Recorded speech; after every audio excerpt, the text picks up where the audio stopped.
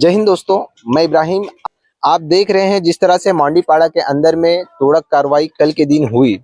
बरसात का मौसम चालू है और हल्की सी रिमझिम बारिश हो रही है। वैसे यहाँ पे जो मेरे बाजू में आप देख रहे हैं, ये टाटा मेमोरियल हॉस्पिटल के अंदर में ये कैंसर पेशेंट है। इलाज अभी भी चालू होगा आपका। सेफ्टी बेल्ट लगा हुआ है, पेट फाड़ा हुआ है और अभी भी हमारा दवा सब चल रहा है। कैसे भी करके मतलब दवा वगैरह चलता है।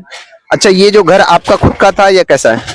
जी सर, खुद का तो हमारे को 2018 का पैसा दिया, वो 82 नंबर में दिए थे। 82 नंबर में बोले कि यहाँ पे देंगे, लेकिन 82 में देने को बोले थे, लेकिन वहाँ का जमीन सब खलास हो गई, बेचते बेचते खलास कर दिए। और अभी यहाँ पे लाके हमको शिफ्टिंग में रखे हैं। और बहुत रिक्वेस्ट करने के बाद, क्या सर हमने इस हालत में ऑपरेशन हुआ है, हमारे को रहने के लिए जगह नहीं है, कभी कभी रोड पे सोता हो, तो जाके हमको यहाँ पे शिफ्टिंग में दिए, वो भी कचरे के साइड में। मैंने बोला इन्फेक्शन होता है हमारे को मतलब कचरे से।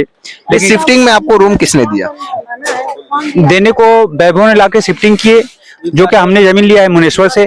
मुनेश्वर का रहने वाला मतलब ऑफिस संभालने वाला वैभव है। अच्छा, वैभव। अच्छा, मुझे ये बताइए कि आप अपनी बीमारी पे पैसा लगा रहे हो कि अपने घर को बचाने के लिए या घर बनाने के लिए? सर अभी तो हमने ए टाइम को अपना इलाज ही कर रहा हूँ, मतलब कैसे भी करके, और दूसरा कुछ नहीं कर पाता हूँ। मतलब कैसे भी भाई वगैरह हो, कोई सपोर्ट करता है, कोई मतलब आप काम वाम नहीं करते हो? नहीं, काम नहीं कर पाता हूँ। चलिए, ये एक ऐसे इंसान है जिनकी हालत खराब है, कैंसर पेशेंट है, बल्कि जो अधिकारी आए थे तोड़ने के लिए, थोड़ा पैसा लेके आते तो इनकी मदद हो जाती, और जीसीबी लेके आए थे जिससे ये सब बेघर हो गए। खैर, ये भी एक पेशेंट है, पर ये कैंसर पेशेंट नहीं है। ये आईसीयू में एडमिट थी, किस वजह से थी आइए इनसे ही जानते हैं। क्या हुआ था? मेरे पेट में हरा नहीं आता। अच्छा, लीवर में सूजन बताया डॉक्टर। मैं 4 दिन एडमिट थी और मेरा पेपर ऊपर सब रूम में दब गया, मेरा बेड उड सब टूट गया, बेघर हो गई। अभी हम लोग कहाँ जाए? कल हम लोग झोपड़ा बांध रहे तो आदिवासी लोग झोपड़ा भी नहीं बांधने दिए रात में रहने के लिए। अच्छा, इसके पीछे किसका हाथ लग रहा है आपको?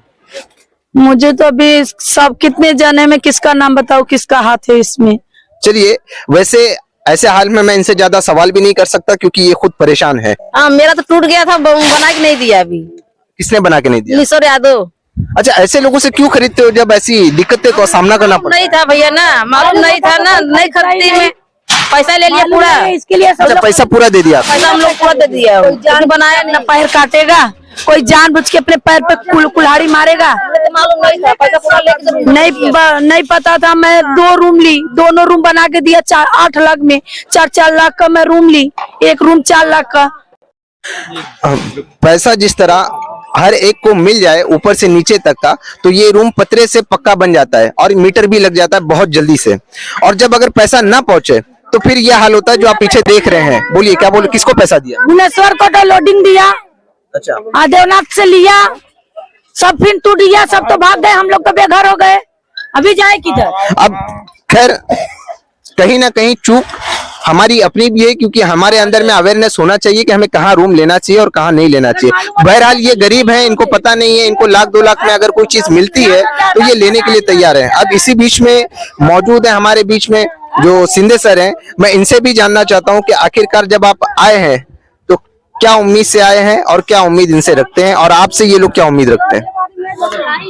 हम तो इसलिए आए हैं कि पहले से हम इस विभाग में काम कर रहे हैं पिछले 22-25 साल से, और लोगों में जागरूकता फैलाने की हमने पूरी कोशिश की है। लेकिन लोग अपनी मजबूरी के चलते, हर एक का अधिकार है रोटी कपड़ा मकान, तो मकान तो कोई 25-30 लाख 50 लाख का तो खरीद नहीं पाता है बिल्डिंग में। तो हर आदमी अपनी कमाई के हिसाब से अपने परिवार के लिए छत बनाता है।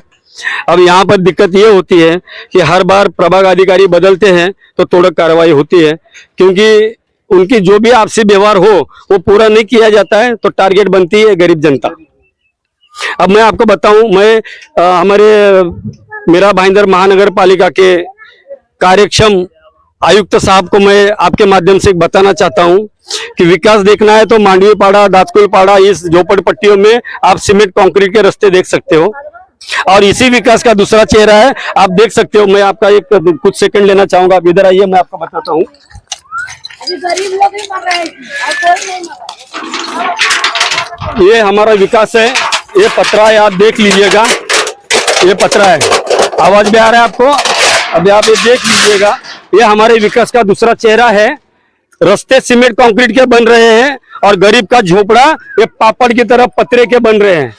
गरीब किस तरह से अपने परिवार के लिए एक आशियाना बनाता है, अपने बच्चों के लिए एक घर बनाता है, अपने परिवार के लिए एक छत बनाता है, ये उसका उदाहरण है। और इसके बावजूद भी 4-4 बार पैसा देने के बावजूद आदिवासियों को आगे करके लोडिंग के नाम पर उनसे पैसा ऐंठते हैं। और ये सभी नगर सेवक, सभी प्रशासन अधिकारी जो अतिक्रमण में बैठे हैं या प्रभाग अधिकारी है, जो भी है, वो सब वसूलते हैं और मिल बांटकर खाते हैं। और इतना करने के बावजूद भी ये गरीब जनता आज इस बारिश के दिनों में खुले में है, जीने के लिए मजबूर है।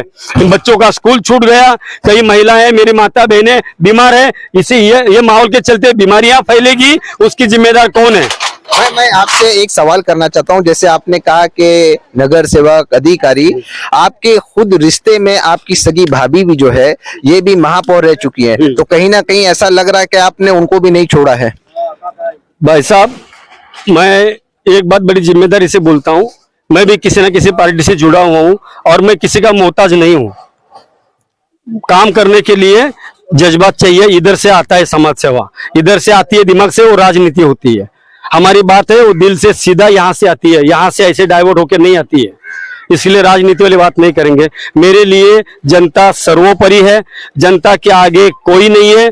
हमारे सभी नेता भी यही कहते हैं, जनता पहले है, लेकिन कुछ नेता लोगों का कहना, कथनी और करने में अंतर होता है। अब रही जो आपने सवाल पूछा, जो भी दोषी होगा उसके ऊपर कार्रवाई होनी चाहिए।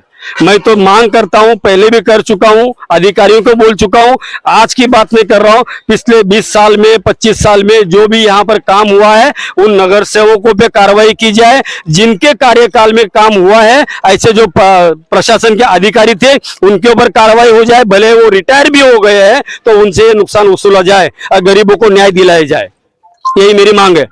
चलिए, बहुत बहुत शुक्रिया हमसे बात करने की। जो हालात है इस वक्त राजनीति करने की नहीं, बल्कि इनके साथ में कदम से कदम मिला करके इनके हक को दिलाने की है।